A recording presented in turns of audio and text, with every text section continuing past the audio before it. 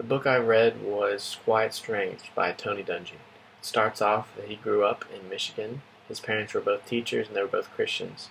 He was athletic as a child and played quarterback at the University of Minnesota. He declared for the NFL draft but wasn't drafted. He was signed by the Steelers as a free agent to play safety. After a short NFL career, he held various assistant coaching jobs for about 15 years. Finally was given a head coach job in Tampa Bay, where he turned their franchise around. Unfortunately, he was fired after 5 years, and he went to Indianapolis, which is what he's most famous for.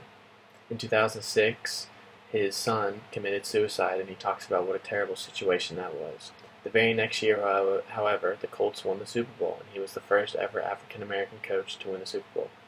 There are two things that really struck me about his life and how to be a good leader. The first was the suicide of his 18-year-old son. He went on to use that experience to help others who were going through the same thing, whether it was parents who had just lost a kid or it was kids who were struggling with thoughts of suicide. The second is what's called the All-Pro Dad Initiative that he started in Florida. He saw a real need for better dads, especially among the African-American community, and he held conferences and meetings to help teach dads to do better and to build relationships with their son. Tony Dungy was a good manager and a good coach. He taught his players to be responsible of their actions, both on and off the field.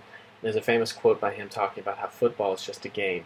After 3 hours, then it's done. It's not the whole life.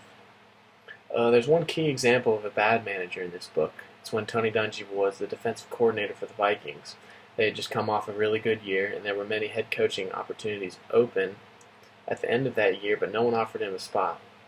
No one saw the potential in him except one of the worst teams in the league, the Tampa Bay Buccaneers. There were various leadership themes throughout this book. Tony Dungy was focused on matters of the most importance. He didn't let his successful career to negatively affect his family or his relationship with God. And there's a quote from him that says, "Once a player joins our team, our priority is to teach him, not worry about the players that we didn't select." And that teaches me that I need to not worry about past decisions or mistakes that I've made, but to make the best of my current situation and look on to the future. When Tony Dungy was fired from Tampa Bay, his very first thought was about his staff and if they would be able to get another job. He wasn't worried about himself. He was worried about the people close to him.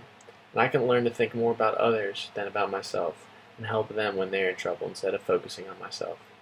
In conclusion, I really enjoyed reading this book. I learned a lot about leadership and management from such a great role model as Tony Dungy. He was a great example of someone who used his own hardships to benefit other people. He lived a very selfless life, and that's someone I can really learn from.